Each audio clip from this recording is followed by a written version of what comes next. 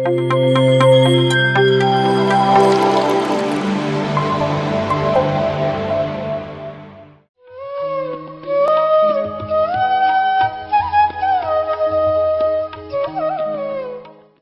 ఈరోజు మనకి సమయం తక్కువ ఉంది. ఇదంతా నాది ఒక ఛానల్ ఉన్నది, సద్గురు కన్నడ అనే ఒక ఛానల్ ఉంది. పేరేంటి అదేనా? సద్గురు మూమెంట్ కన్నడ అని కొట్టండి. నేను అందులో వస్తే కర్మ వీడియోస్ అన్నీ ఉన్నాయి, అందులో మీరు వినండి. ఇంకొక ముఖ్యమైన విషయం ఏంటంటే, మీరు ఈ రోజు నుంచి ఎవరికన్నా పెద్ద సమస్య ఉంటే ఈ విధంగా మీరు చేయండి. ఇంకెవరన్నా మీకు మాస్టర్స్ హెల్ప్ కావాలంటే వీళ్ళ దగ్గర, మా దగ్గర ఒక టీం ఉన్నారు.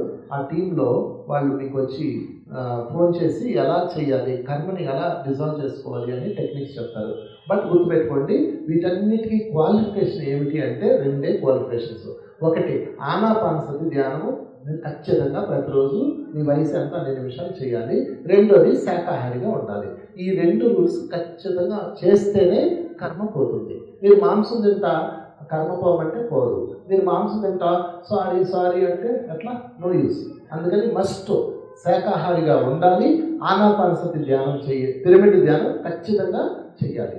అందుకని మీరు కర్మ విపాకం అన్నది ధ్యానం కాదు, ఇది ఒక టెక్నిక్, ఒక ప్రాసెస్. మీరు ఎవరైనా చేయాలనుకుంటే కనుక, పెద్ద సమస్య ఉన్నవాళ్ళు మీ ఫోన్ నెంబర్స్ మా మేడంకి ఇవ్వండి. అమృత మేడం, ఈ అమృత మేడం టీవీ చేస్తున్నారు, వారికి ఒకసారి చెప్పకూడదాం. సో తను ఈ కన్నడలో మాస్టర్స్ అందరినీ ఎవరికైనా ప్రాబ్లమ్స్ ఉంటే వాళ్ళకి ఒక మాస్టర్ని అలాట్ చేస్తాం. మా దగ్గర మాస్టర్స్ ఉన్నారు.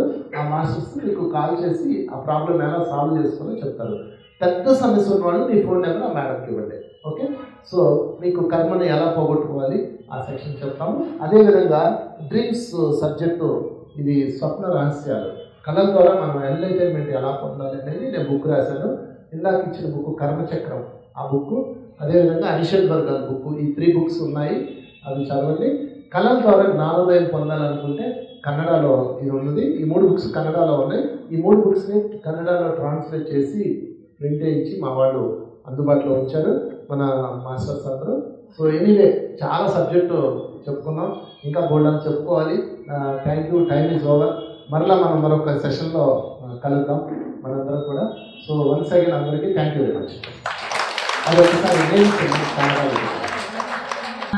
ಯಾರಿಗೆ ಅತಿ ದೊಡ್ಡ ಕಷ್ಟ, ತುಂಬಾ ಕಷ್ಟ ಇದೆ, ಧ್ಯಾನದ ಮುಖಾಂತರ ಹೋಗಿಸ್ಕೋಬೇಕು ಅಂತ ಇಚ್ಛೆ ಇದೆ, ಅವರು ನಂಬರ್ ಕೊಡಿ, ಅಮೃತ ಮೇಡಮ್ಗೆ ನಂಬರ್ ಕೊಡಿ. ನಾವು ಇಲ್ಲಿ ಒಂದು ಮಾಸ್ಟರ್ನ ಅಲಾಟ್ ಮಾಡಿ ಈ ಪ್ರಕ್ರಿಯೆ, ಈ ಟೆಕ್ನಿಕ್ ನ ಹೇಗೆ ಮಾಡಬೇಕು ಅಂತ ಹೇಳ್ಕೊಡ್ತೀವಿ. ಇದಕ್ಕೆ ಮುಖ್ಯವಾಗಿ ಮಾಡಲೇಬೇಕಾಗಿರುವಂತದ್ದು, ಪ್ರತಿನಿತ್ಯ ನಿಮ್ಮ ವಯಸ್ಸಿನ ಆನಾಪಾನಸತಿ ಧ್ಯಾನ ಮಾಡಬೇಕು, ಶಾಕಾಹಾರಿ ಆಗಿರ್ಬೇಕು. ಒಂದು ಕಡೆ ನೀವು ಮಾಂಸ ತಿಂತ, ಇನ್ನೊಂದು ಕಡೆ ಕರ್ಮ ಹೋಗಿ ಸಾರಿ ಅಂತ ಹೇಳಿದ್ರೆ ಖಂಡಿತ ಏನು ನೆರವೇರಲ್ಲ. ಹಾಗಾಗಿ ಪ್ರತಿನಿತ್ಯ ಧ್ಯಾನ ಮತ್ತು ಶಾಕಾಹಾರಿ ಆಗಿದ್ದು ನೀವು ಆ ಸಂಕಲ್ಪವನ್ನ ಮಾಡ್ಕೊಳ್ತಾ ಬಂದ್ರೆ ನಿಮ್ಮ ಕರ್ಮವನ್ನ ಕಳ್ಕೋಬಹುದು. ಮತ್ತೆ ಇನ್ನೊಂದು, ಇಲ್ಲಿ ನಾವಲ್ಲ, ನೀವು ಮಾಡ್ಕೊಂಡು ನೀವು ಕಳ್ಕೊಳ್ಳೋದು, ಆ ಟೆಕ್ನಿಕ್ ನಾವು ಹೇಳ್ಕೊಡ್ತೀವಿ.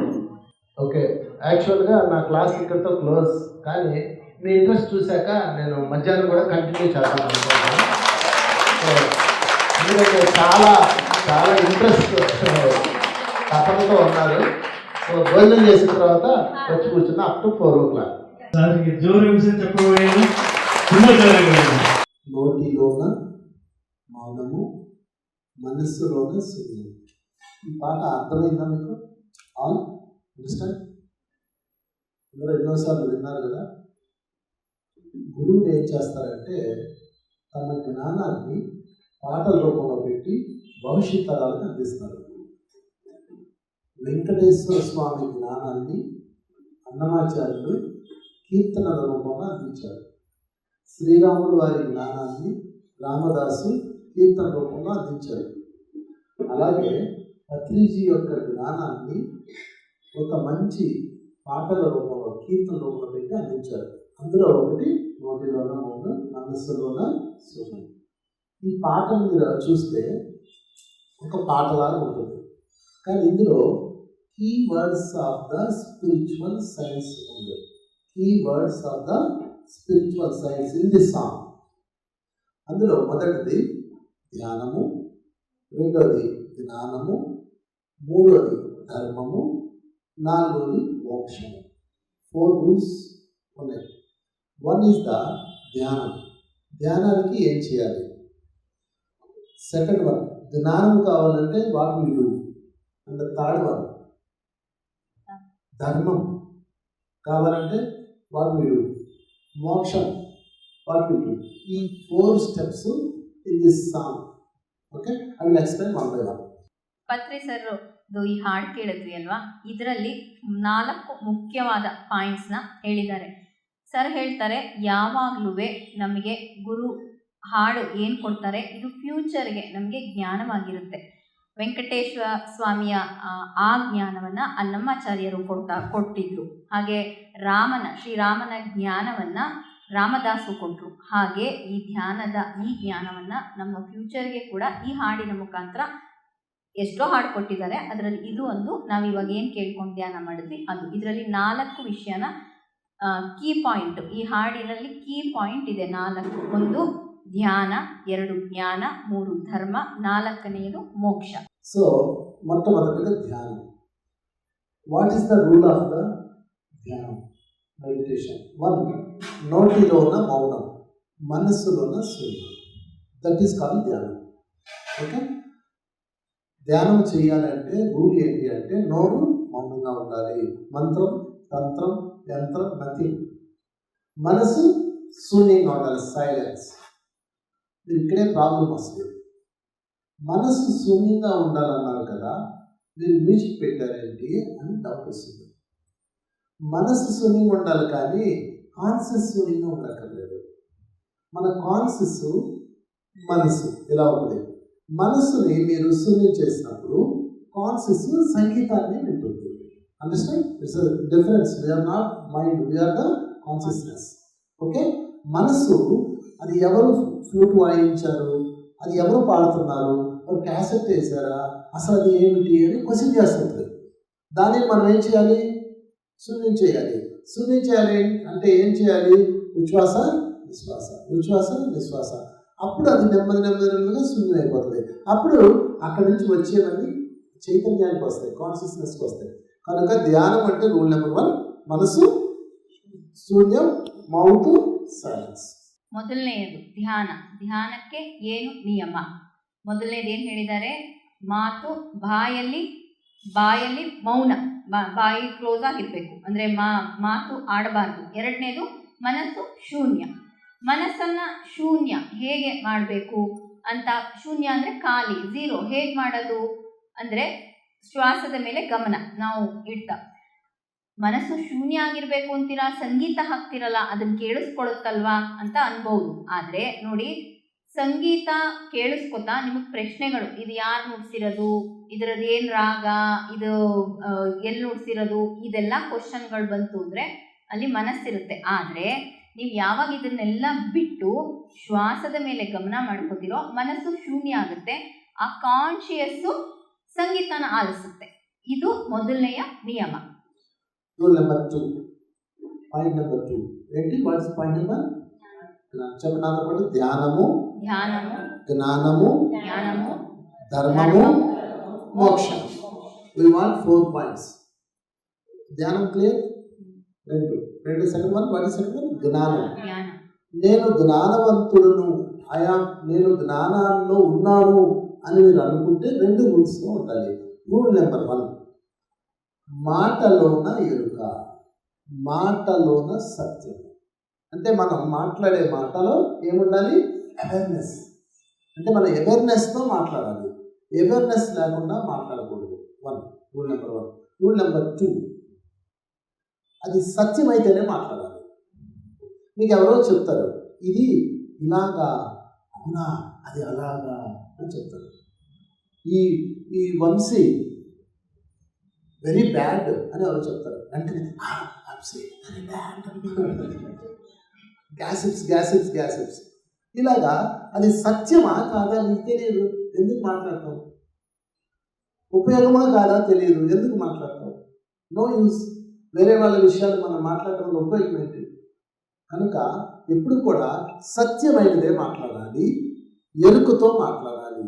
ఈ 2 రూల్స్ ఎవరైతే పాటిస్తారో వాళ్ళ దగ్గర జ్ఞానం ఉంటుంది. ಎರಡನೆಯದು ಜ್ಞಾನ. ಜ್ಞಾನಕ್ಕೆ ನಾನು ಜ್ಞಾನದಲ್ಲಿ ಇದ್ದೇನೆ ಅಂದ್ಕೊಳ್ಳೋರು 2 ನಿಯಮಗಳನ್ನು ಪಾಲಿಸಬೇಕು. ಮೊದಲನೆಯದು ಅವೇರ್ನೆಸ್, ಜಾಗೃತಿ. ನಾವು ಮಾತಾಡಬೇಕಾದ್ರೆ ಎಚ್ಚರಿಕೆಯಿಂದ ಮಾತಾಡಬೇಕು, ಅವೇರ್ನೆಸ್ಸಿಂದ ಮಾತಾಡಬೇಕು, ನಮ್ಗೆ ಗೊತ್ತಿರಬೇಕು ಏನು ಮಾತಾಡ್ತಿದ್ದೀವಿ ಅಂತ. ಎರಡನೇದು ನನ್ನ ಮಾತಲ್ಲಿ ಸತ್ಯ ಇದೆಯಾ ಅಂತ ನಾವು ನೋಡಬೇಕು. ಅಂದರೆ ಯಾರೋ ಏನೋ ಹೇಳಿದ್ರು ಅಂತ ಹಾಗೆ ಅದನ್ನು ಪಾಸ್ ಮಾಡಬಾರ್ದು. ಈಗ ಯಾರೋ ಕೆಟ್ಟವರು ಅಂತ ಹೇಳಿದ್ರು ಅಂತ ಅದನ್ನು ಹಾಗೆ ಪಾಸ್ ಮಾಡೋದು ಅಂದರೆ ಗಾಸಿಪ್ಪು. ಇದನ್ನ ಖಂಡಿತ ಮಾಡಬಾರ್ದು. ನಾನು ಹೇಳ್ತಾ ಇರೋ ವಿಷಯದಲ್ಲಿ ಸತ್ಯ ಇದೆಯಾ ಅಂತ ನೀವು ಮೊದಲು ನೋಡಬೇಕು. ಒಂದು ಅವೇರ್ನೆಸ್ಸಿಂದ మాట్లాడಬೇಕು, ಎರಡನೇದು సత్యವಾಗಿದೆయా ಅನ್ನೋದನ್ನ ನೋಡಬೇಕು. ఒకసారి భీష్ముడు స్టోరీ మీ అందరికీ తెలుసు కదా. భీష్ముడు ఏం చేస్తాడంటే వాళ్ళ నాన్నగారు అంటే శంతన మహారాజు ఒక అమ్మాయిని ఇష్టపడతాడు. ఆమె పేరు సత్యవతిని ఇష్టపడతాడు. సత్యవతిని పెళ్లి చేయడానికి వాళ్ళ నాన్న కండిషన్ పెడతాడు. కండిషన్ ఏంటంటే మా అమ్మాయికి పుట్టే బిడ్డనే మీ నాన్నగారికి నా బిడ్డకి పుట్టే బిడ్డనే రాజును చేయాలి అని చెప్తాడు. చెప్తే భీష్ముడు తండ్రి శంతనుడు ఒప్పుకోడు. భీష్ముడిని రాజును చేస్తాను, నా మొదటి బిడ్డ, నేను ఇంకా చేసుకొని పెళ్ళి అని చెప్తాడు. కానీ ఆమె కోసం బాధపడుతూ ఉంటాడు. అప్పుడు భీష్ముడు వెళ్ళి వాళ్ళ నాన్నతో, ఎవరి నాన్నతో, సత్యవతి వాళ్ళ ఫాదర్తో చెప్తాడు, నువ్వేం వరి అవ్వద్దు, మా నాన్నకు పుట్టే బిడ్డ అంటే నా తమ్ముడిని నేను రాజును చేస్తాను అంటాడు. అప్పుడు ఆయన అంటాడు, నోనో నేను ఎలా నమ్మను అంటాడు. అప్పుడు నేను ప్రతిజ్ఞ చేస్తాను అంటాడు. అని ప్రతిజ్ఞ చేస్తాడు. ఏం ప్రతిజ్ఞ చేస్తాడంటే నేను పెళ్లి చేసుకోను, జీవితకాలం బ్రహ్మచారిగా ఉండిపోతాను అని ప్రతిజ్ఞ నెంబర్ 1 చేస్తాడు. చేసి ఆ అమ్మాయిని తీసుకుని వచ్చి వాళ్ళ నాన్నకి పెళ్లి చేస్తాడు. Great son in this earth. గొప్ప కొడుకు ఎవరు అంటే, గొప్ప తండ్రి కొడుకుల యొక్క ప్రేమ ఎవరు అంటే శంతనుడు, భీష్ముడు. ఓకే, చెప్పకూడదు ఒకసారి. భీష్ముడు పెళ్లి చేస్తాడు. పెళ్లి చేసిన తర్వాత సత్యవతి వచ్చి వాళ్ళ భీష్ముడు తండ్రి శంతనుడు చెప్తుంది, మీ నాన్న ఎలా ఒప్పుకున్నాడు అంటే మీ అబ్బాయి వచ్చి ప్రామిస్ చేశాడు, ప్రతిజ్ఞ చేశాడు అని చెప్పి చెప్తుంది. అప్పుడు ఆయన చాలా బాధపడతాడు. ఎంత పని చేశావు నువ్వు, నీ సంతోషాన్ని వదిలేసావు అని చెప్పి మరలా ఇంకొకటి కూడా చెప్తాడు, రేపు పుట్టే బిడ్డ యోగ్యుడు కాదనుకో, వాడిని రాజు చేస్తావా, నువ్వు ఎలా చేస్తావు, ఇది అధర్మం కదా అంటాడు. అనగానే అప్పుడు 2వ ప్రతిజ్ఞ చేస్తాడు. ఏంటి 2వ ప్రతిజ్ఞ? ఎవడ పుట్టినా వాడికి నేను సెక్యూరిటీగా ఉంటాను, వాడు ఎలాంటి వాడైనా వాడిని నేను ప్రొటెక్ట్ చేస్తాను అని 2వ ప్రతిజ్ఞ చేస్తాను. ఓకే, 2వ ప్రతిజ్ఞ చేయగానే అప్పుడు వేదవ్యాసుడు వస్తాడు. వచ్చి నువ్వు ఇలా ప్రతిజ్ఞ చేస్తున్నావు ఎరుక లేకుండా, ఏం లేదు, ఎరుక లేదు నీకు, ఆవేశంలో ప్రతిజ్ఞ చేస్తున్నావు, ఆవేశంలో మాట్లాడుతున్నావు, నువ్వు అసలు ఎంతకాలం బతుకుతావు, రేపే చచ్చిపోతే అంటాడు.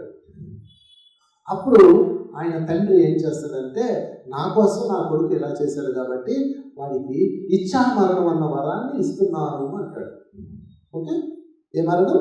ఇచ్ఛామరణం అంటే ఎప్పుడు కానీ చనిపోవచ్చు, లేదంటే 1000 సంవత్సరాలు చనిపోవచ్చు, ఇస్తున్నాను అని చెప్తాడు. అప్పుడు భీష్ముడు ఏం చేస్తాడంటే 3వ శపథం చేస్తాడు. 3వ శపథం ఏంటంటే, నేను ధర్మం 4 పాదాల ఉన్నన్ని రోజులు ప్రాణంతో ఉంటాను, ధర్మం సుభిక్షితంగా ఉన్న రోజే ప్రాణం వదులుతాను అంటాడు. 3 ప్రతిజ్ఞలు. ఓకే, 3 ప్రతిజ్ఞ. మొదటిదేంటి? నో పెళ్ళి. రెండోదేంటి? ప్రొటెక్షన్ ఇస్తాను. మూడోదేంటి? ధర్మం ఉన్న రోజే ప్రాణం వదులుతాను. రాజ్యంలో శాంతము ధర్మం ఉన్న రోజే ప్రాణం వదులుతాను. మొదటి దాని వల్ల అతనికి మ్యారేజ్ కాలేదు, లైఫ్లో హ్యాపీనెస్ పోయింది. రెండో దాని వల్ల అధర్మాత్ములకి సపోర్ట్గా ఉండాల్సి వచ్చింది. చూసారా? మూడో దాని వల్ల ఏం జరిగిందో తెలుసా?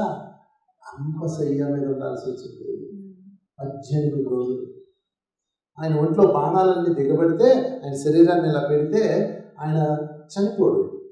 ఎందుకు నువ్వు చనిపోవడం లేదు అంటే అప్పుడు చెప్తాడు, నేను శపథం చేశాను, ధర్మము రాజ్యములో శాంతము ఉన్న రోజే ప్రాణం వదులుతానని శపథం చేశాను. ఇప్పుడు యుద్ధం జరుగుతుంది, ఎలా వదలను అంటాడు. చాలా పెయిన్, భయంకరమైన పెయిన్. అది శరీరంలో బాణాలు ఎలా దిగబడిపోయాయి, ఇలా పడుకోబెట్టారు. అప్పుడు వాళ్ళ నాన్న పైనుంచి వచ్చి నీ బాధ చూడలేకపోతున్నాను రా అంటాడు. నో, నేను రాను, మాట అంటే మాట అంటాడు. ఓకే. అయితే భీష్ముడు ఈ 3 నరకాలు అనుభవించడానికి కారణం ఏంటి అంటే ఎరుక లేకుండా మాట. ఎరుక లేదు. కృష్ణుడు చెప్తాడు, నీకు ఎరుక లేదా అంటాడు. చంపుతాడు. కృష్ణుడు చంపేటప్పుడు అడుగుతాడు, నేను నా జీవితకాలం మాట మీద కోసమే ఉన్నానంటే నువ్వు ఎరుక లేకుండా ఎందుకు మాట్లాడావు అంటాడు. అందుకని ಮಾಟಲೋಣ. ನಮಗೆಲ್ಲ ಮಹಾಭಾರತದಲ್ಲಿ ಭೀಷ್ಮ ಪಿತಾಮಹರ ಕತೆ ಗೊತ್ತು. ಶಂತನು ಮಹಾರಾಜ, ಭೀಷ್ಮ ಪಿತಾಮಹರ ತಂದೆ ಶಂತನುಗೆ ಒಂದು ಹೆಣ್ಣು ಮೇಲೆ ಪ್ರೇಮ ಆಗುತ್ತೆ.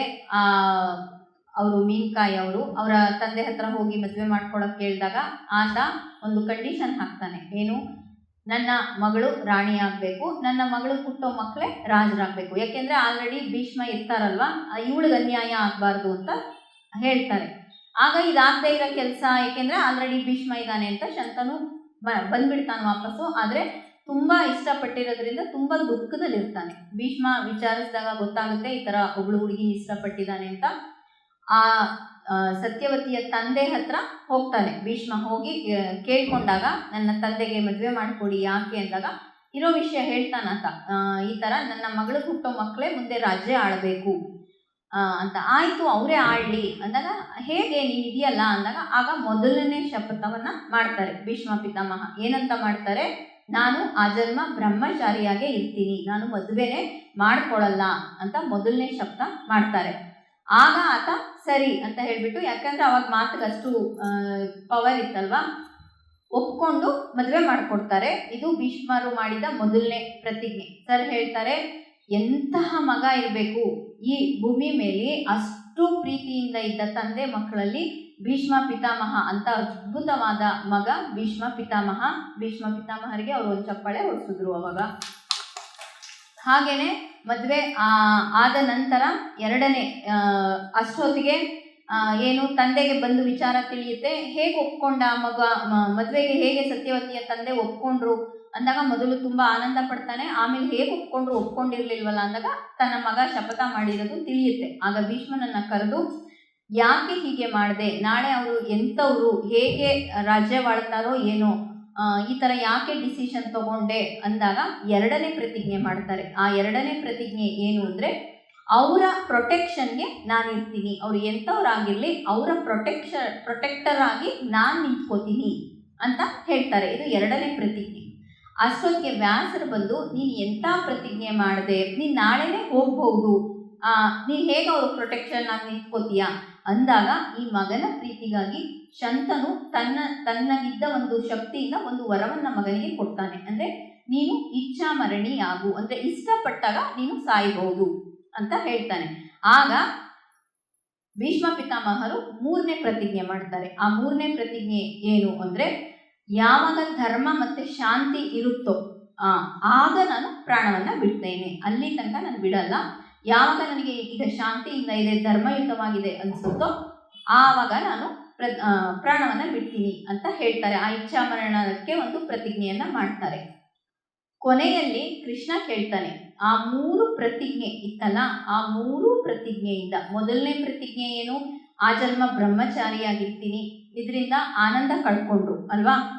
ಎರಡನೆಯದು ಅವರಿಗೆ ಪ್ರೊಟೆಕ್ಷನ್ ಕೊಡ್ತೀನಿ ಅಂತ ಅಲ್ವಾ. ಅಲ್ಲಿ ಏನು ಮಾಡಬೇಕಾಯಿತು, ಅಧರ್ಮಕ್ಕೆ ಪ್ರೊಟೆಕ್ಷನ್ ಕೊಡಬೇಕಾಯಿತು, ಅಧರ್ಮ ಮಾಡ್ತಿದ್ದವ್ರಿಗೆ ಪ್ರೊಟೆಕ್ಷನ್ ಕೊಡಬೇಕಾಯಿತು. ಮೂರನೆಯದು ಇಚ್ಛಾಮರಣಕ್ಕಾಗಿ ಏನು ಮಾಡಬೇಕಾಯಿತು, ಶರಶಯ್ಯೆ, ಆ ಬಾಣದ ಮೇಲೆ ಮಲಗಿ ಆ ಯಮಯಾತನೆಯಲ್ಲಿ ಇರಬೇಕಾಯಿತು. ಇದು 3 ಅವ್ರದೇ ಅಲ್ವಾ ಡಿಸಿಷನ್ನು. ಹಾಗಾಗಿ ಅಲ್ಲಿ ವ್ಯಾಸರು ಹೇಳ್ತಾರೆ, ಏನು, ಮಾತಿನಲ್ಲಿ ಜಾಗೃತಿ ಇಲ್ಲದೆ ಕೊಟ್ಟ ಮಾತುಗಳು, ಈ ಮಾತಿನಲ್ಲಿ ಜಾಗೃತಿ ಇಲ್ಲದೆ, ಅವೇರ್ನೆಸ್ ಇಲ್ಲದೆ ಕೊಟ್ಟಿದ್ದಕ್ಕೆ ಇಷ್ಟು ಬಾಧೆಯನ್ನು ಪಡಬೇಕಾಗಿದೆ. ಆ ಕೊನೆ ಶರಶಯ್ಯೆಯಲ್ಲಿ ಇದ್ದಾಗ ಕೂಡ ಮೇಲಿನ ತಂದೆ ಇವನ ಯಾತನೆಯನ್ನು ನೋಡದೆ ಬಂದುಬಿಡು ಅಂತ ಬಂದು ಕರೀತಾರೆ. ಆಗ ಇಲ್ಲ ಧರ್ಮ ಇದ್ದಾಗ, ಶಾಂತಿ ಇದ್ದಾಗ ಬರ್ತೀನಿ. ಹೇಗೆ ಹೋಗೋಕ್ಕಾಗುತ್ತೆ, ಅಲ್ಲಿ ಧರ್ಮ ಇತ್ತ, ಯುದ್ಧ ತಾನೇ ನಡೀತಾ ಇತ್ತು, ಯುದ್ಧ ನಡೀತಿತ್ತು, ಮೈ ತುಂಬ ಬಾಣ ಚುಚ್ಕೊಂಡಿದೆ, ಹಿಂಗೋಗಿ ಹಿಂಗೆ ಆಚೆ ಬಂದಿದೆ ಅಂದರೆ ಅದು ಹೇಗಿರಬೇಕು, ನಮಗೊಂದು ಪಿನ್ ಚುಚ್ಚಿದ್ರೇ ಹೆಂಗಿರುತ್ತೆ, ಆ ರಕ್ತಸಿಕ್ತವಾದ ಜಾಗದಲ್ಲಿ, ಆ ರಣರಂಗದಲ್ಲಿ, ಆ ರೀತಿಯಲ್ಲಿ ಎಷ್ಟು ದಿನ ಅಂತಲೂ ಗೊತ್ತಿಲ್ಲ, ಆ ಬಾಧೆಯಲ್ಲಿ ಇರಬೇಕಾಯಿತು. ಯಾವುದರಿಂದ, ఎచ్చరವಿಲ್ಲದೆ ಮಾತು ಕೊಟ್ಟಿದ್ರಿಂದ. సో మాట మీద చెప్పండి, ఎరుక. ఎరుక మీన్స్ అవేర్నెస్. ఓకే, కన్నడలో ఏమంటారు? ಮಾತಿನ ಮೇಲೆ ಎಚ್ಚರಿಕೆ, హెచ్చరిక, అరివు, ಜಾಗೃತಿ, ಅರಿವು, ಎಚ್ಚರಿಕೆ. ఓకే. పాయింట్ నెంబర్ 2, మాటలోన సత్యము. ಮಾತಿನ ಮೇಲೆ ಸತ್ಯ. ఓకే, ఒక ఊరిలో చాలా ఇంపార్టెంట్, ఈ 4 steps is the final spiritual. Okay, ఒక ఊరిలో ఒక మంచి రాజుగారు ఉంటారు. ఆయన అందరికీ రోజు భోజనాలు పెడతా ఉంటాడు, ఫ్రీ ఫుడ్. వాడి పక్కన ఇంకొకడు ఉంటాడు, అతను కూడా రాజు. వాడికి కడుపు మంట, వాడు పెట్టలేడు. కడుపు మంట ఉన్నవాడు ఏం చేస్తాడు? విమర్శిస్తుంటాడు. ఒకరోజు ఈ రాజు అందరూ పొగుడుతుంటే వాడి కడుపు మండిపోతుండేది, సైలెంట్గా ఉంటాడు. ఒకరోజు రాజుగారి ఇంటికి భోజనానికి వస్తారు. కరుగు అయిపోతుంది, పెరుగు అయిపోతే అప్పుడు ఆయన ఏం చేస్తాడంటే ఆయన భార్యతో చెప్తాడు, వెళ్ళి పెరుగు తీసుకురాము అని చెప్తాడు. అప్పట్లో కుండతో పెరుగు ఉండేది, కుండ, ప్యాకెట్ పెరుగు కాదు. ఆ కుండతో ఆయన తీసుకొస్తే కింద దింపి చూసి పెరుగు బాగుంది, ఇంట్లోకి పద అని చెప్తుంది. వెంటనే ఆమె కుండ నెత్తి మీద పెట్టుకుంటుంది, మూత పెట్టదు. అప్పుడు పైనుంచి ఒక స్నేక్ ఒక గద్ద పట్టుకొని వెళ్తుంటే ఆ స్నేక్ పాయిజన్ వచ్చి ఆ కుండలో పడుతుంది. ఓకే, ఆ పెరుగేమో వాళ్ళకు వడ్డిస్తారు. అందులో 9 మంది చనిపోతారు. ఇది ఆ ఫుడ్ తిని పాయిజన్ అయి చనిపోతారు. ఓకే, ఈ కేసు పైకి వెళ్తారు. పైకి వెళ్ళిన తర్వాత యమధర్మరాజు దగ్గరికి చిత్రగుప్తుడు వెళ్ళి ఈ కేసు నేను ఎవరి అకౌంట్లో వేయాలి అని అడుగుతాడు. 1, ఆ పెరుగు ఆమెకి తెలియదు. 2, ఆ వడ్డించిన రాజుగారికి తెలియదు. 3, ఆయన భార్యకి తెలియదు. 4, స్నేక్కి గద్దకి కర్మ లేదు. బర్డ్స్కి, జంతువులకి కర్మ ఉండదు, ఓన్లీ మనుషులకి కర్మ. సో నేను ఈ కర్మని ఈ 9 మంది మర్డర్ కేసు ఎవరి అకౌంట్లో అయ్యాలి అని అడుగుతాడు. ఓకే, అది పెండింగ్లో పెట్టు చూద్దామని చెప్తాడు. ఇది జరిగిన రోజు వెంటనే 2వ రోజు ఈ పక్కనే ఉన్నాడు కదా అసూయాపరుడు, ఎవరు? 2వ రాజు, సెకండ్ పర్సన్, వాడి ఫ్రెండ్, ఎనిమి. వాడు అందరి దగ్గరికి వెళ్ళి ఇది విన్నారా, రాజుగారు ఇంటికి పిలిచి భోజనం పెట్టి మనుషుల్ని చంపుతున్నాడు అని ప్రచారం చేశాడు. ఓకే, అప్పుడు ఈ విషయం ఆ రాజుగారు విన్నాడు. విని ఆయన బాధపడ్డాడు. అయ్యో ఎంత బాధ, ఇంత మంచి పని చేస్తే వీడేంటి నన్ను ఇంత అవమానించాడని ఆయన పెయిన్ ఫీల్ అయ్యాడు.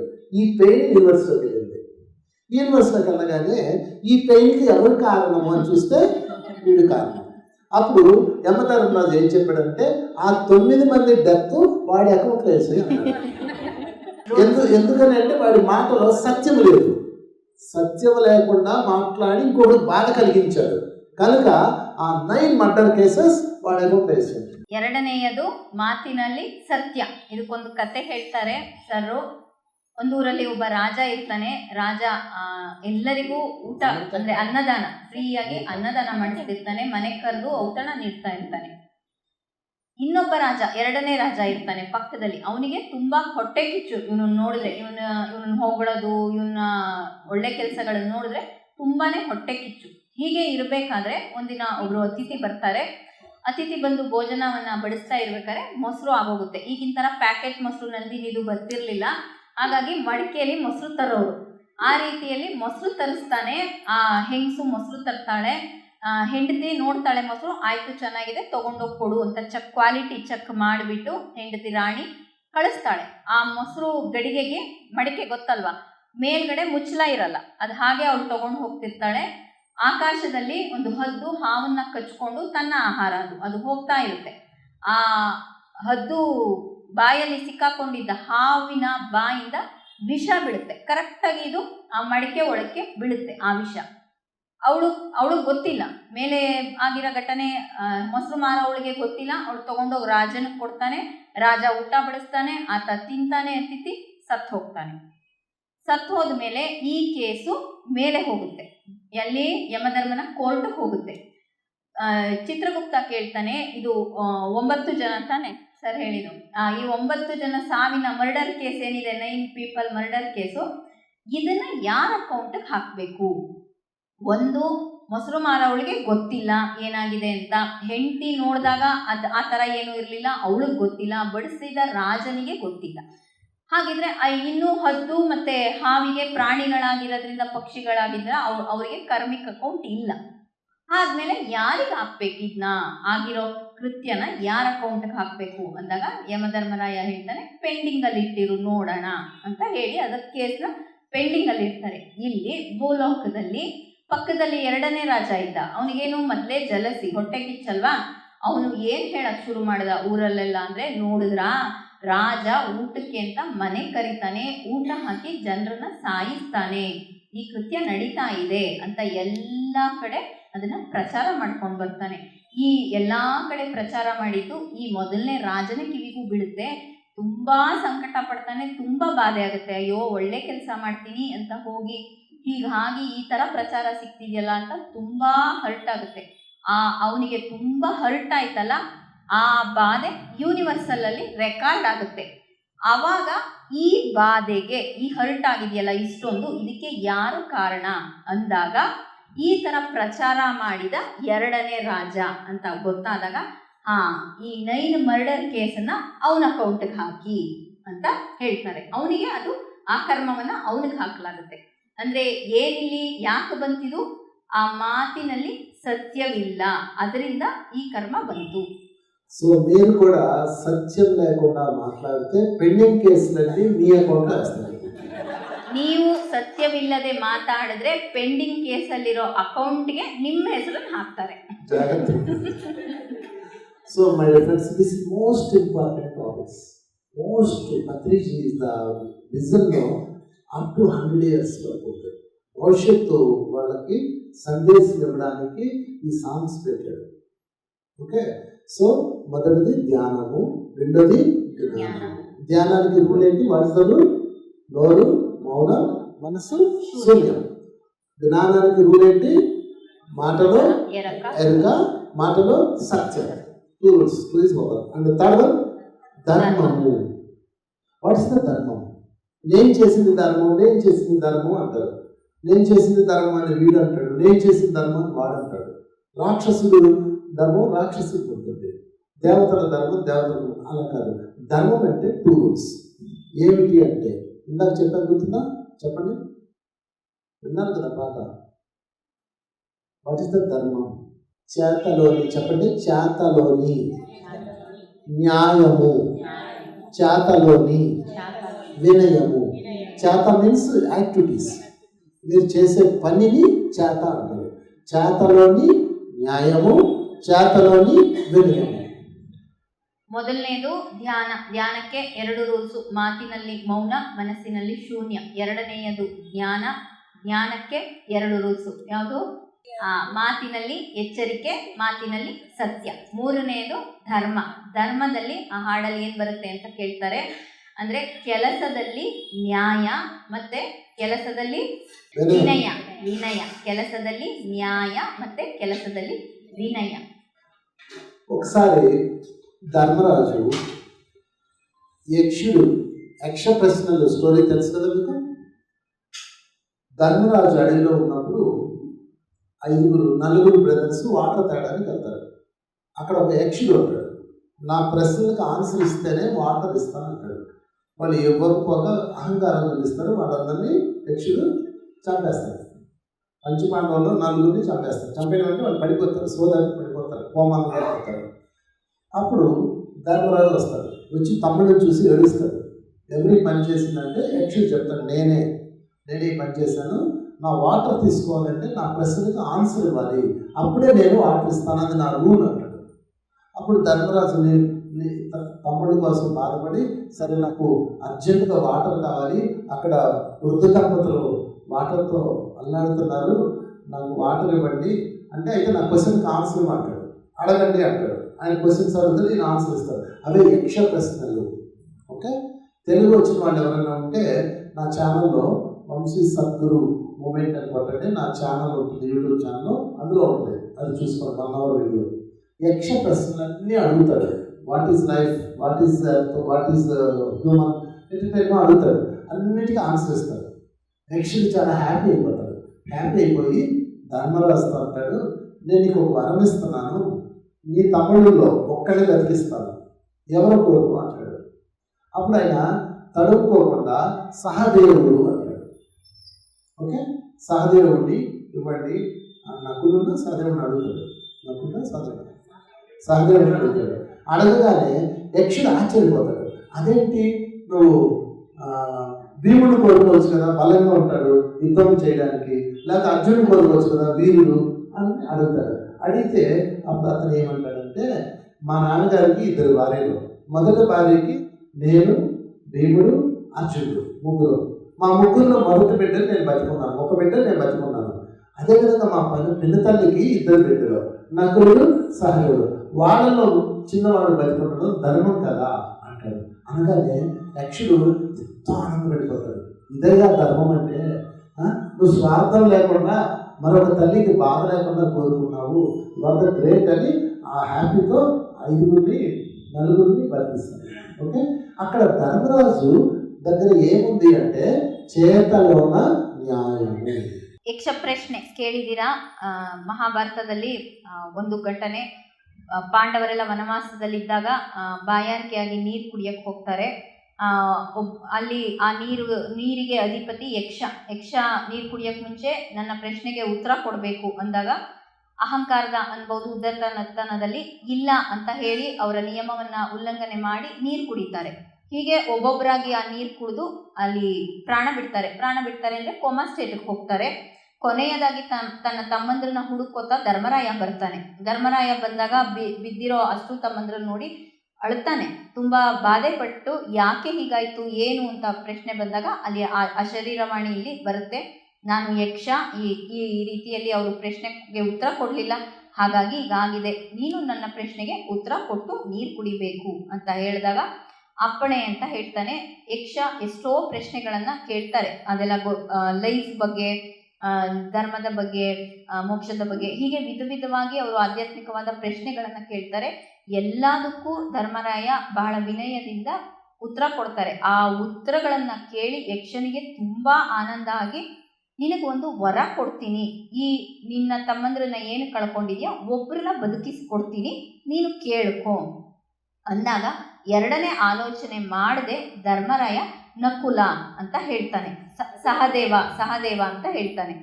ಆಗ ಯಕ್ಷನಿಗೆ ಆಶ್ಚರ್ಯ ಆಗುತ್ತೆ, ಏನಕ್ಕೆ ಅಷ್ಟು ಶಕ್ತಿಶಾಲಿ ಅರ್ಜುನ ಇದ್ದಾನೆ, ಭೀಮ ಇದ್ದಾನೆ, ಅವ್ರನ್ನ ಬಿಟ್ಟು ಯಾಕೆ ಸಹದೇವನನ್ನ ಕೇಳಿದೆ ಅಂದಾಗ, ನನ್ನ ತಂದೆಗೆ 2 ಹೆಂಡ್ತಿರು, ನನ್ನ ತಾಯಿ ಕುಂತಿ, 2ನೇವಳು ಮಾದ್ರಿ.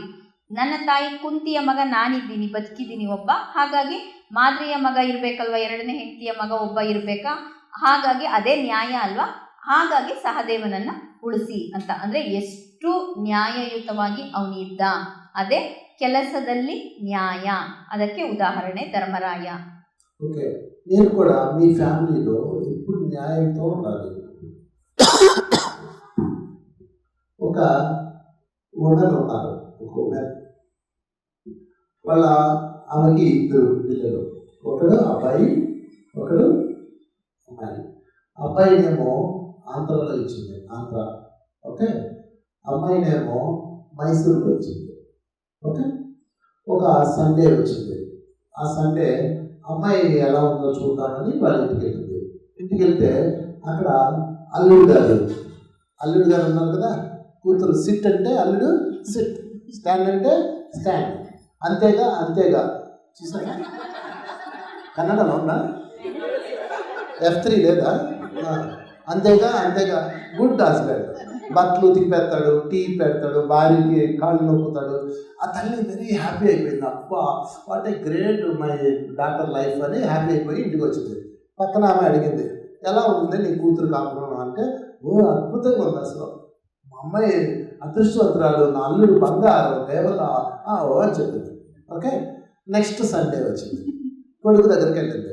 కొడుకు దగ్గరికి ఎక్కడికి? ఆంధ్ర వెళ్ళి, ఆంధ్ర అంటే తిరుపతి దగ్గర వచ్చి కొడుకు చూసుకొని వెనక్కి వచ్చింది. మళ్ళీ పక్కింటి ఆమె అడిగింది, ఎలా ఉంది నీ కూతురు కాపురం, బాగుందన్నావు కదా, కొడుకు కాపురం ఎలా ఉంది అంటే, వాడి పేరు చెప్పకు, వేస్ట్ ఫెలో. ఏమి అంటే వాడు భార్యకి బట్టలు ఉతికి పెడుతున్నాడు, అంత చేసి పెడుతున్నాడు, యూజ్లెస్ ఫెలో, ఆడదానికి లొంగిపోయాడు అని తిట్టింది. ఇక్కడేమో కూతురికేమో ఒక న్యాయం, కోడలికేమో ఒక న్యాయం. న్యాయం ఉందా? అప్పుడు ధర్మదేవత ఆమెని నరికేస్తుంది. ఎక్కడ న్యాయం లేదో అక్కడ ಧರ್ಮಂ ఉండదు. ನಿಮ್ಮ ಕುಟುಂಬದಲ್ಲಿ ಕೂಡ ನೀವು ನ್ಯಾಯಯುತವಾಗಿರಬೇಕು. ಒಂದು ಉದಾಹರಣೆ ಕೊಡ್ತಾರೆ. ಒಬ್ಳು ಹೆಂಗಸಿದಾಳೆ, ಅವಳಿಗೆ ಇಬ್ರು ಮಕ್ಕಳು, ಒಂದು ಗಂಡು ಒಂದು ಹೆಣ್ಣು. ಮಗಳನ್ನೇನೋ ಮೈಸೂರಿಗೆ ಮದುವೆ ಮಾಡಿಕೊಟ್ಟಿದ್ದಾರೆ, ಮಗ ಏನೋ ತಿರುಪತಿ ಹತ್ರ ಇದ್ದಾನೆ. ಒಂದು ಭಾನುವಾರ ಮೈಸೂರಿಗೆ ಹೋಗಿ ಮಗಳನ್ನ ನೋಡ್ಕೊಂಬರೋಣ ಅಂತ ತಾಯಿ ಹೊರಡ್ತಾಳೆ. ಹೋಗಿ ನೋಡ್ತಾಳೆ, ಅಳಿಯ ತುಂಬ ಒಳ್ಳೆಯವನು, ತುಂಬ ಸಾಫ್ಟು, ಮಗಳಿಗೆಲ್ಲ ಕೆಲಸ ಮಾಡ್ಕೊಡ್ತಾನೆ, ಮನೆ ಕೆಲಸ ಎಲ್ಲ ಮಾಡ್ತಾನೆ, ಪಾತ್ರೆ ತೊಳಿತಾನೆ, ಬಟ್ಟೆ ಒಗಿತಾನೆ, ಮಗಳಿಗೆ ಸುಸ್ತಾಗಿದೆ ಅಂದರೆ ಕಾಲೊತ್ತುತ್ತಾನೆ, ಎಲ್ಲ ಮಾಡ್ತಾನೆ. ತಾಯಿ ಖುಷಿ ನೋಡಿಬಿಟ್ಟು ಬಹಳ ಆನಂದ ಆಗುತ್ತೆ. ಅಪ್ಪ, ನನ್ನ ಮಗಳು ಎಷ್ಟು ಅದೃಷ್ಟವಂತೆ, ಎಷ್ಟು ಸುಖವಾಗಿದ್ದಾಳೆ ಅಂತ ಅಂದ್ಕೊಂಡು ಬರ್ತಾಳೆ. ಪಕ್ಕದ ಮನೆಯವ್ರು ಕೇಳ್ತಾಳೆ, ಹೇಗ್ರಿ ಇದ್ದೀರಾ, ಮಗಳನ್ನ ನೋಡ್ಕೊಂಬರಕ್ಕೆ ಹೋಗಿದ್ದೀರಲ್ಲ ಅಂದರೆ, ತುಂಬ ಚೆನ್ನಾಗಿದ್ದಾಳೆ, ತುಂಬ ಖುಷಿಯಾಗಿದ್ದಾಳೆ ಅಂತ ಹೇಳಿ ಹೊಗಳ್ಕೊತಾರೆ. ಆಯಿತು, ಇನ್ನೊಂದು ಭಾನುವಾರ ಬಂತು, ಮಗನ ಮನೆಗೆ ಹೋಗ್ತಾಳೆ ತಿರುಪತಿ ಹತ್ರ. ಮಗನ ಮನೆಗೆ ಹೋಗಿ ಬರ್ತಾಳೆ. ಮತ್ತೆ ಪಕ್ಕದ ಮನೆಯವ್ರು ಕೇಳ್ತಾಳೆ, ಹೇಗ್ರಿ, ಮಗಳಂತೂ ಆರಾಮಾಗಿದ್ದಾಳೆ, ಮಗನ ಕತೆ ಹೇಳಿದರೆ ಆ ಹೆಸರು ಎತ್ತಬೇಡಿ ಅಂತ ಹೇಳ್ತಾಳೆ. ಯಾಕ್ರಿ ಅಂದರೆ, ಎಂಥವನು ಅವನ ಜೀವನ ಎಂಥದ್ದು, ಯಾವಾಗ ನೋಡಿದ್ರು ಹೆಂಡತಿ ಸೇವೆ ಮಾಡ್ಕೊಂಡು ಬಿದ್ದಿರ್ತಾನೆ ಅಷ್ಟೇ, ಅವನ ಜೀವನನೇ ಅಷ್ಟು. ಅಂದರೆ ನೋಡಿದ್ರಾ, ಅಳಿಯ ಆದರೆ ಕೆಲಸ ಮಾಡಬೇಕು, ಹೇಳ್ದಂಗೆ ಕೇಳ್ಕೊಂಡಿರಬೇಕು. ಮಗ ಆದರೆ ಹೇಳ್ದಂಗೆ ಕೇಳ್ಕೊಂಡಿರಬಾರ್ದು. ಅದು ಸೊಸೆಗೆ ಒಂದು ನ್ಯಾಯ, ಮಗಳಿಗೆ ಒಂದು ನ್ಯಾಯ. ಇದನ್ನ ಮಾಡಿದ್ರೆ ధర్మదేవತೆ ఒప్పಲ್ಲ. న్యాయయుతವಾಗಿ ಇಲ್ಲ ಅಂದರೆ ధర్మ ఒప్పಲ್ಲ. మా మదర్ ఏం చేస్తుందంటే, సంక్రాంతికి మా అక్క వాళ్ళ ఇంటికి వస్తారు. నాకు 3 అక్కలు, నేను లాస్ట్ 4 మెంబర్స్. మా అక్కలు ఇంటికి వస్తారు కదా, నా వైఫ్ మన ఇంటికి మా అమ్మ వాళ్ళ ఇంటికి వెళ్ళాలి అంటది. మా మదర్ ఏమన్నట్టు తెలుసా, నో ఆడపిల్లలు ఇంటికి వచ్చినప్పుడు నువ్వు ఎక్కడికి పోతావు అంటే. నా వైఫ్ అంటది, మరి నేను ఆడపిల్లలు కదా, నో ఉండాల్సిందే. ನನ್ನ ತಾಯಿಗೆ ನಾವು 4 ಸರ್ ಹೇಳ್ತಿದ್ದಾರೆ. ಸರ್ರು 4ನೇ ಮಗ. ಮೊದಲು ಸರ್ಗೆ 3 ಜನ ಅಕ್ಕಂದರು. ಸಂಕ್ರಾಂತಿ ಟೈಮಲ್ಲಿ ನನ್ನ 3 ಅಕ್ಕಂದರು ನಮ್ಮ ಮನೆಗೆ ಬರ್ತಾರೆ. ನನ್ನ ತಾಯಿ ಹೇಳ್ತಿರ್ತಾರೆ, ಅದೇ ಸಂಕ್ರಾಂತಿ ಟೈಮಲ್ಲಿ ನನ್ನ ಹೆಂಡತಿ ಅವ್ರ ತವ್ರ ಮನೆಗೆ ಹೋಗಬೇಕು ಅಂತ ಇರುತ್ತೆ ಅವಳಿಗೆ. ನಾನು ಹೋಗಿ ಬರ್ತೀನಿ ಅಂದರೆ ನಮ್ಮಮ್ಮ ಹೇಳ್ತಾಳೆ, ಅಯ್ಯೋ ಮನೆ ಹೆಣ್ಮಕ್ಳು ಬಂದಾಗ ಹೋಗೋದ ಅಂತಾರೆ. ಹಂಗಿದ್ರೆ ನಾನು ಹೆಣ್ಮಗಳಲ್ವ ನಮ್ಮ ಮನೆಗೆ ಅಂತ ನನ್ನ ಹೆಂಡತಿ ಕೇಳ್ತಿರ್ತಾಳೆ. సో చెప్పండి, చేతిలోన న్యాయము, చేతిలోన వినయము, దాని పేరే ధర్మము. క్లాప్స్ కు పత్రిక. మీ ఇంట్లో ఏం జరుగుతుందో మీరు చూసుకోండి. ఇన్ యువర్ లైఫ్ న్యాయంలో ఉన్నారా లేదా, కోడల పట్ల కొడుకు పట్ల అంతా సమన్యాయంలో ఉండాలి. లేకపోతే ధర్మదేవత ఆగరిస్తుంది. ధర్మదేవత ఆగరిస్తే ಅಂಪಸೆಯ್ಯಮೇಲೆ ಕೂಡಾలి. ಅಂಡರ್ಸ್ಟ್ಯಾಂಡ್? ನಿಮ್ಮ ಮನೆಯಲ್ಲಿ ನೀವೇ ಚೆಕ್ ಮಾಡ್ಕೊಳ್ಳಿ, ಈಕ್ವಲ್ ಆಗಿ ನ್ಯಾಯ ಒದಗಿಸ್ತಾ ಇದ್ದೀರಾ ಎಲ್ಲರಿಗೂ ಅಂತ. ನೀವು ನ್ಯಾಯ ಒದಗಿಸ್ತಿಲ್ಲ ಅಂದರೆ ಧರ್ಮದೇವತೆ ಒಪ್ಪಲ್ಲ. ಧರ್ಮದೇವತೆ ఒప్పಲ್ಲ ಅಂದರೆ శరశయ్యే. అంపసెయ్య తెలుసా ఏంటి? మరణం రాదు. మీరు బెడ్ మీద ఉంటారు, ఒళ్ళంతా పుళ్ళు పడతాయి, నా బామా అవేర్నెస్లో ఉంటారు, బాడీ సహకరించదు, బెడ్ మీదే 1 2 bed return. Okay, bed sore వస్తుంది, పుళ్ళు పడతాయి, పురుగు పడుతుంది, అందులో నుంచి పురుగులు వస్తుంటాయి. దాని పేరే అంపసయ్య. మీరు అంపసయ్య ఎక్కాలి అంటే ధర్మదేవత మిమ్మల్ని అనుగ్రహించాలి, ఎక్కకూడదండి. కనుక ఈ 2 రూల్స్ లేకపోతే ఖచ్చితంగా అంపసయ్య ఎక్కాలి. అందుకని అంపసయ్య తప్పించుకోవాలంటే మీరు ధర్మము వినయము. Rule number 2. ಧರ್ಮದಲ್ಲಿ ಇಲ್ಲ ಅಂದರೆ ಧರ್ಮದೇವತೆ ಒಪ್ಪಲ್ಲ. ಹಾಗಿದ್ರೆ ಧರ್ಮದೇವತೆ ಒಪ್ಪಲಿಲ್ಲ ಅಂದರೆ ಅಂಪಶಯ್ಯ ಅಂದರೆ ಏನು ಅಂದರೆ ಬೆಡ್ ರಿಡನ್, ವಯಸ್ಸಾಗಿ ಅಂದರೆ ಸಾವು ಬರಲ್ಲ ಅಂದರೆ ಆರೋಗ್ಯವಾಗಿ ಇದ್ದಾಗ ಅಲ್ಲ, ಅನಾರೋಗ್ಯದಲ್ಲಿ ಇದ್ದಾಗ, ಇನ್ನೇನೆಲ್ಲ ಆ ಬಾಡಿ ಸಹಕರಿಸ್ತಿಲ್ಲ ಅಂದಾಗಲೂ ಕೂಡ ಸಾವು ಬರಲ್ಲ. ಆ ಡೆತ್ ಬೆಡ್ ಮಲಗಿ ದೇಹದಲ್ಲಿ ಹುಳಗಳು ಹುಣ್ಣುಗಳು ಬರುತ್ತೆ, ಬೆಡ್ ಮೇಲೆ 1, 2 ಎಲ್ಲ ಮಾಡ್ಕೋಬೇಕಾಗುತ್ತೆ, ಆ ಸ್ಥಿತಿಗೆ ಹೋಗಬೇಕಾಗುತ್ತೆ. ಯಾವಾಗ ಮನೆಯಲ್ಲಿ ಕುಟುಂಬದಲ್ಲಿ ನ್ಯಾಯವಾಗಿ ಎಲ್ಲರ ಬಗ್ಗೆ ಏಕರೀತಿಯಾದ ನ್ಯಾಯವಾಗಿ ಇಲ್ಲ ಅಂದರೆ.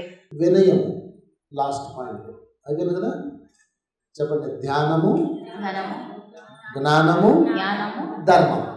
రూల్స్ అర్థమైంది కదా, మళ్ళీ రిపీట్ చేద్దాం. 4th one, what is 4th one? మోక్షం. మోక్షానికి 2 రూల్స్ ఏంటవి? ఆత్మలోన శాంతము, ఆత్మలోన అభయము.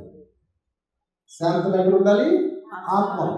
పత్రిజీ ఎంత లోతుగా రాశారు ఇది, ఊహించండి. ఇది డికోడ్ చేసుకోవాలి. మీరు డికోడ్ చేసుకోవడం కన్నా ఊరికే ఇంకే ప్రయోజనం ఉండదు. డికోడ్ అన్నమయ్య పాఠం ఉంది కదా, తెలిసితే మోక్షము తెలియకున్న బంధము. విన్నారా?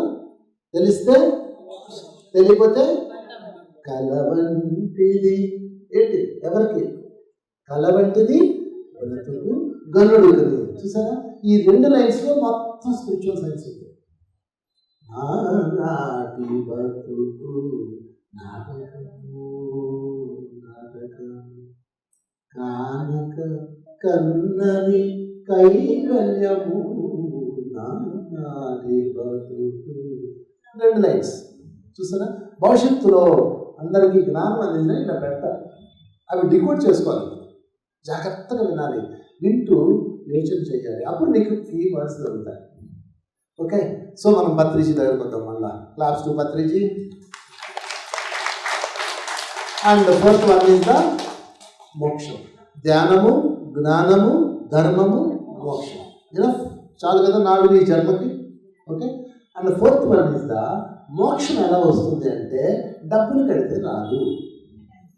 ఒకళ్ళు వచ్చి మీరు మా గురువుగారి దగ్గరకు రండి, మీకు 25,000 కట్టండి, మోక్షం ఇస్తాము, మంత్రం ఇస్తాము, మోక్షం. రమణ మహర్షి దగ్గరికి ఒక శిష్యుడు ఉండేవాడు. రమణ మహర్షి దగ్గర ఆ శిష్యుడు వచ్చి ఎప్పుడు పక్కనే కూర్చున్నాడు, ఇలా కూర్చున్నాడు. రమణ మహర్షి పక్కనే కూర్చున్నాడు. ఎందుకు నన్ను ఎప్పుడు నా పక్కనే అతుక్కొని ఉంటావు అని అడిగాడు. గురువు పక్కనే ఉంటే మోక్షం వస్తుందండి అని చెప్పాడు. ఎవడో చెప్పాడు ఆయన. గురువు పక్కనే ఉంటే మోక్షం. నిజమే, అంటే గురువు చెప్పిన వాక్కుని ఇన్ని పాటిస్తే మోక్షం వస్తుంది. వీడు గురువు పక్కనే రుద్దుకుంటా ఉంటాడు, మోక్షం వస్తుంది అంటాడు.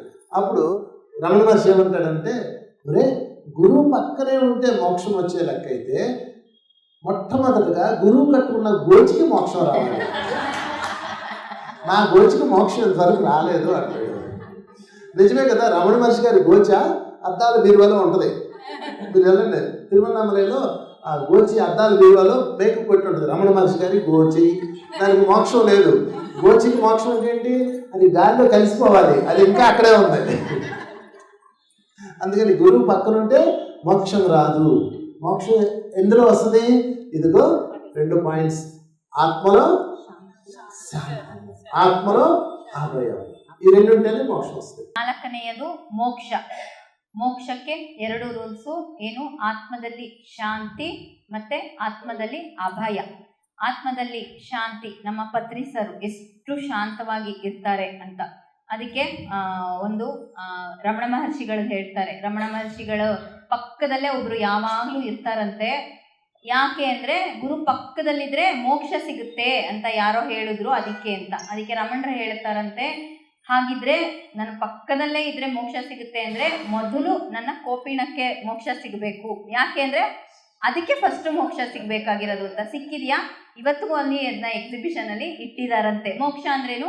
ಗಾಳಿಯಲ್ಲಿ ಪಂಚಭೂತಗಳಲ್ಲಿ ಒಂದಾಗಿ ಹೋಗ್ಬೇಕಲ್ವಾ, ಅದಿನ್ನೂ ಹೋಗಿಲ್ಲ ಅಲ್ವಾ, ಹಾಗಾಗಿ ಅದಲ್ಲ. సో ఆత్మలో ఏం ఉండాలి?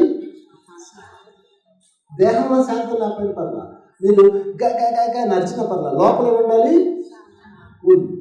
ఇన్సైడ్ ఆత్మలో. ఒకసారి పాండురాజు తెలుసు కదా మీకు, ధృతరాష్ట్రుడు పాండురాజు, వీళ్ళ పిల్లలే పంచపాండవులు అండ్ కౌరవులు. పాండురాజు ఒకరోజు అడవికి వెళ్ళి భార్యలతో వేటాడతాడు. వేటాడేటప్పుడు 2 జింకలు అలా సెక్స్ చేస్తూ ఉంటాయి, అంటే వాడి ఏమంటారు సంసారంలో ఉంటాయి. ఉన్నప్పుడు బాణ వేస్తే అవి చనిపోతాయి. అప్పుడు ఆయన చాలా బాధపడతాడు. అయ్యో నేను ఎంత పని చేశాను, 2 జింకలు ఆ స్థితిలో చంపానే అని చాలా పెయిన్ ఫీల్ అయ్యి రాజ్యంలోకి వచ్చి నేను రాజుగా ఉండను, రాజుగా ఉంటేనే కదా వేటాడాలి, రాజు వేట బాబు నువ్వు రాజువి, నువ్వు చంపావు తప్పేం లేదు అని చెప్తారు, నువ్వు వేటాడాలి అని చెప్తారు. రాజు యొక్క డ్యూటీల్లో వేటాడడం కూడా ఒకటి.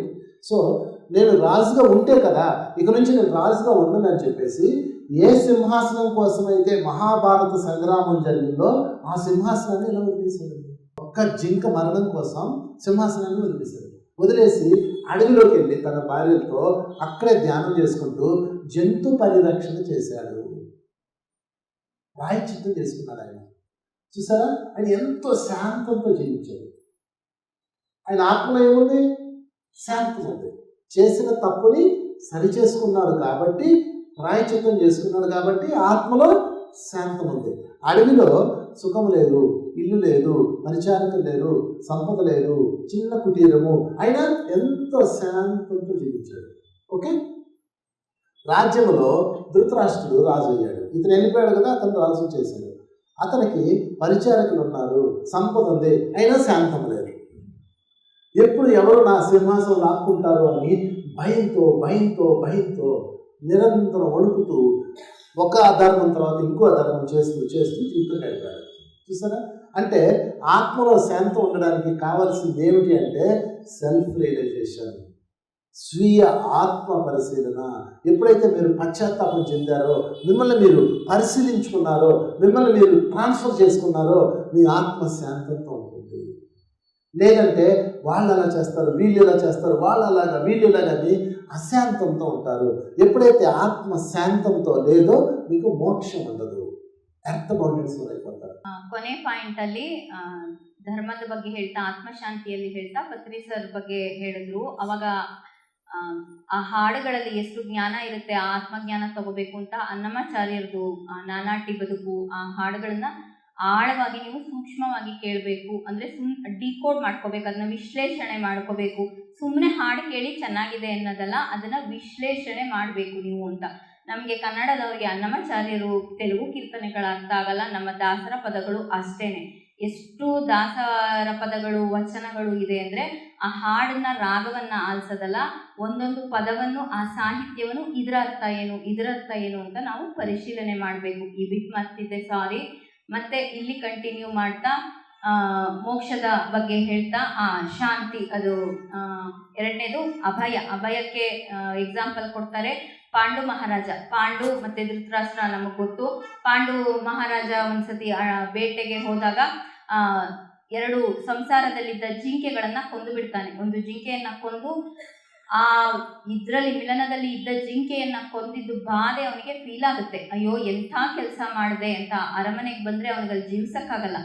ಈ ರಾಜನಾಗಿದ್ದಕ್ಕೆ ತಾನೇ ನಾನು ಬೇಟೆಗೆ ಹೋಗಬೇಕಾಯ್ತು ಅಂದಾಗ ಎಲ್ಲರೂ ಸಮಾಧಾನ ಮಾಡ್ತಾರೆ. ಇಲ್ಲ, ರಾಜನ ಕರ್ತವ್ಯಗಳಲ್ಲಿ ಬೇಟೆ ಕೂಡ ಒಂದು, ನಿನ್ನ ಕರ್ತವ್ಯವನ್ನು ನೀನು ಮಾಡಿದೀಯಾ ಬಿಡು ಅಂತ ಸಮಾಧಾನ ಕೊಟ್ಟರೂ ಕೂಡ ರಾಜನಿಗೆ ಸಮಾಧಾನ ಆಗಲ್ಲ. ಇಲ್ಲ, ಇದರಿಂದ ತಾನೇ ನಾನು ಈ ಕೃತ್ಯ ಮಾಡಿದ್ದು, ನಾನು ಈ ರಾಜ ಪದವಿಯನ್ನೇ ಬಿಟ್ಟುಬಿಡ್ತೀನಿ ಅಂತ. ನೋಡಿ, ಮಹಾಭಾರತ ಯುದ್ಧ ಆಗಿದ್ದೇ ಆ ಪದವಿಗೋಸ್ಕರ. ಆ ಪದವಿಯನ್ನೇ ಬಿಟ್ಟು ಪಾಂಡು ಮಹಾರಾಜ ತನ್ನ ಹೆಂಡತಿರ ಜೊತೆ ಆ ವನವಾಸಕ್ಕೆ ಬರ್ತಾನೆ. ಆ ವನವಾಸಕ್ಕೆ ಬಂದು ಯಾವ ಪ್ರಾಣಿಯನ್ನ ಕೊಂದಿದ್ನೋ ಅದರ ಪ್ರಾಯಶ್ಚಿತ್ತಕ್ಕಾಗಿ ಪ್ರಾಣಿಗಳ ಸಂರಕ್ಷಣೆಯಲ್ಲಿ ತೊಡಗ್ತಾನೆ. ಅರಮನೆ ಅಂದರೆ ನಿಮಗೆಲ್ಲ ಗೊತ್ತು, ಎಲ್ಲ ಅನುಕೂಲಗಳು, ಎಲ್ಲ ವೈಭವ ಇರುತ್ತೆ. ಎಲ್ಲವನ್ನ ತೊರೆದು ಯಾವುದೂ ಇಲ್ಲ, ಒಂದು ಕುಟೀರ ಹೇಗಿತ್ತು ಎಲ್ಲ ಝೀರೋ ಆಗೋಗುತ್ತೆ. ಯಾವ ಅನುಕೂಲಗಳು ಅಲ್ಲಿಲ್ಲ. ಅಷ್ಟು ಕಷ್ಟದಲ್ಲಿ ಇದ್ದ. ಯಾಕೆ? ಪಶ್ಚಾತ್ತಾಪ, ಅವನು ಮಾಡಿದ ತಪ್ಪನ್ನು ಅರಿತುಕೊಂಡು ಅಲ್ಲಿ ಪರಿವರ್ತನೆ, ಪ್ರಾಯಶ್ಚಿತ್ತಕ್ಕಾಗಿ ಅಲ್ಲಿ ಸೇವೆಯಲ್ಲಿ ಇಳಿದ. ಅದೇ ನೋಡಿ, ಇದೇ ಟೈಮಲ್ಲಿ ಪಾಂಡು ಈ ಕಡೆಗೆ ಬಂದ ತಕ್ಷಣ ಅಲ್ಲಿ ರಾಜನ ಪದವಿ ಯಾರಿಗೆ ಸಿಕ್ತು? ಧೃತರಾಷ್ಟ್ರನಿಗೆ ಸಿಕ್ತು. ಎಲ್ಲ ವೈಭೋಗ ಇದೆ, ಎಲ್ಲ ಇದೆ. ಆದರೆ ಅವನಲ್ಲಿ ಒಂದು ಭಯ. ಏನು ಭಯ?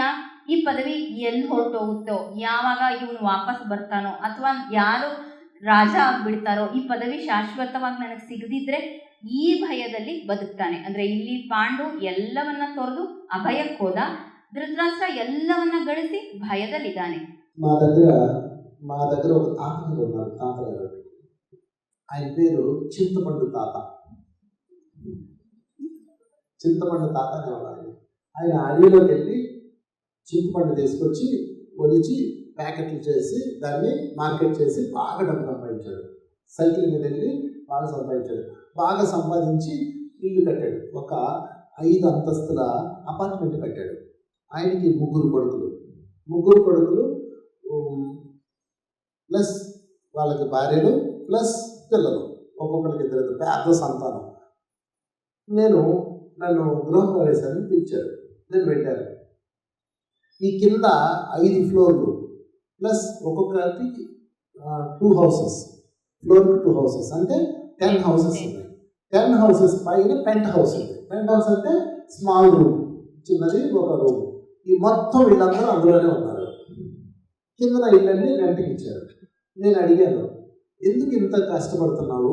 కింద ఇల్లు కూడా తీసుకోవచ్చు, మీరు అలా ఒక ఫ్యామిలీ ఉండొచ్చు కదా, అందరూ ఒక్కొక్క ఇంట్లో ఉండొచ్చు కదా అంటే, రెంట్ ఎలా వస్తుంది? నువ్వు ఊరికే చెప్తావు, నువ్వు ఊరికే తిరుగుతావు, నీ డబ్బు విలువ తెలియదు అని నన్ను తిట్టాడు. సరే, నాకు ఎలా ఉంది మా ఇల్లు అన్నాడు. విజిట్ మై హౌస్ అన్నాడు. అంత బాగుంది కానీ దానికి లిఫ్ట్ ఎందుకు పెట్టలేదు అన్నాడు. లిఫ్ట్ లేదు. కరెంట్ ఖర్చు అన్నాడు. వినాసి అనమాట. అప్పుడు నేనేమన్నానంటే, నాకు ఒక డౌట్ అని అడిగా. ఏంటి అన్నాడు. నువ్వు ఉండేది 5th ఫ్లోర్ పైన పెంట్ హౌస్. ఒకవేళ నువ్వు చచ్చిపోయావు అనుకో, నీ బాడీని కిందకి ఎలా తీసుకెళ్తావు అని అడిగా. నన్ను తిట్టాడు. గెటౌట్ అయిపోయింది. ఒకరోజు ఆయన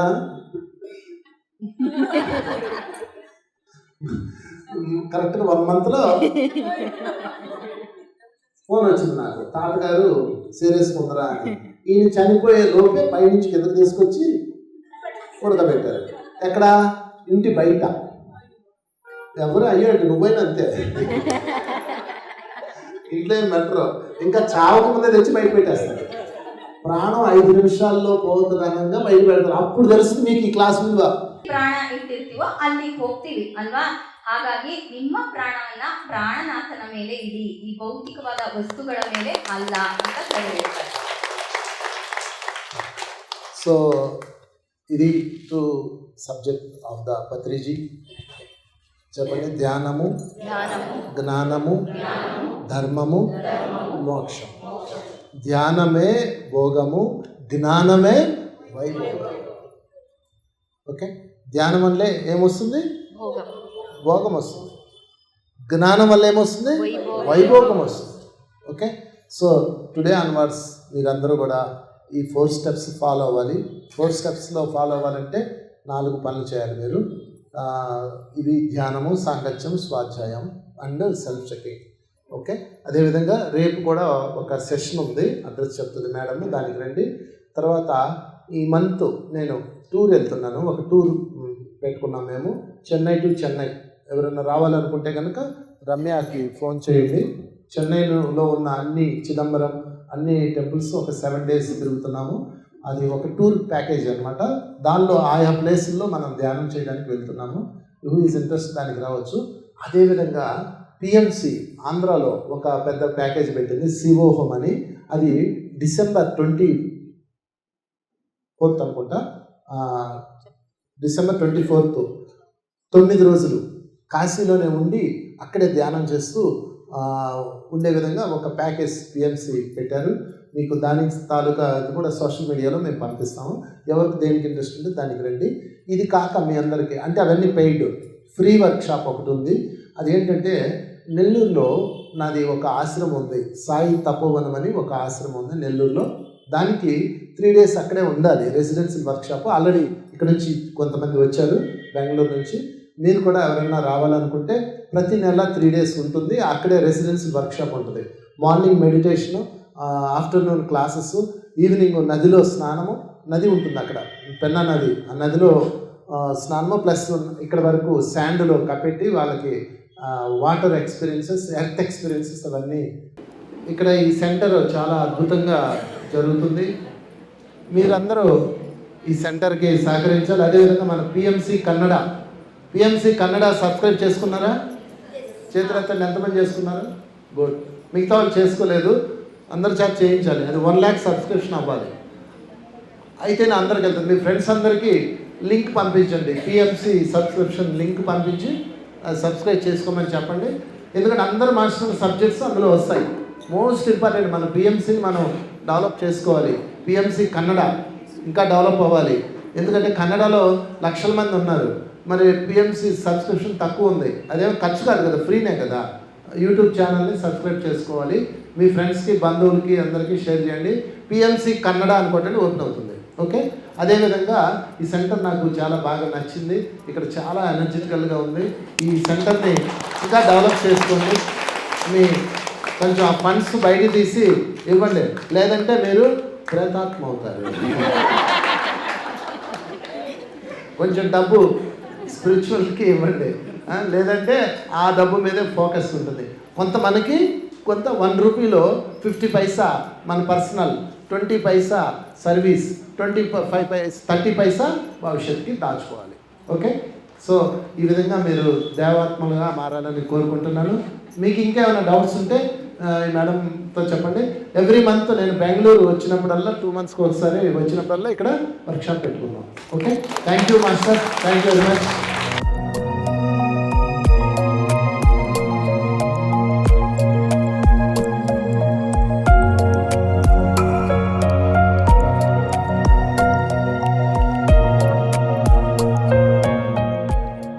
PMC ಕನ್ನಡ ಚಾನಲ್ ಅಥವಾ ನಂದು ಅಥವಾ ಸುರೇಶ್ ಸರ್ದು ಪ್ರದೀಪ್ದು ಯಾರ್ದು ಅಲ್ಲ, ಪಿರಮಿಡ್ ಮೆಡಿಟೇಷನ್ ಚಾನಲ್ ಅಂದ್ರೆ ಪಿರಮಿಡ್ ಮಾಸ್ಟರ್ಸ್ ಚಾನಲ್, ಇದು ನಮ್ಮೆಲ್ಲರ ಚಾನಲ್.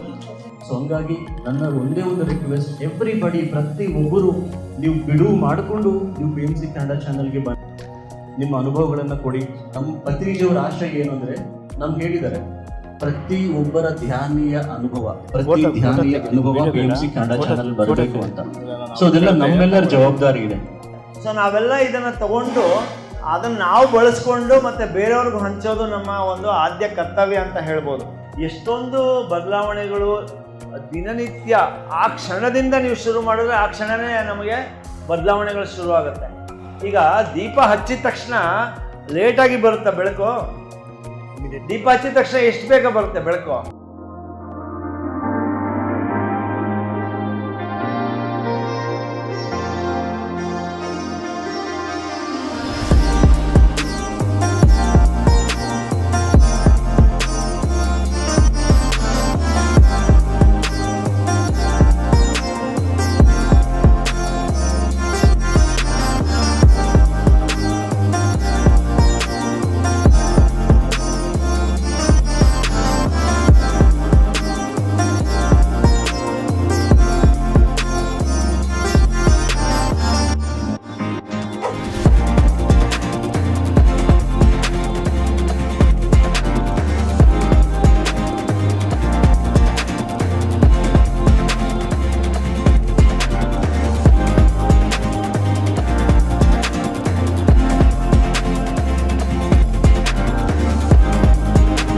PMC ಕನ್ನಡ ಚಾನೆಲ್ ಅನ್ನು ಲೈಕ್ ಮಾಡಿ, ಶೇರ್ ಮಾಡಿ, ಸಬ್ಸ್ಕ್ರೈಬ್ ಮಾಡಿ ಮತ್ತು ಮಾಡಿಸಿ.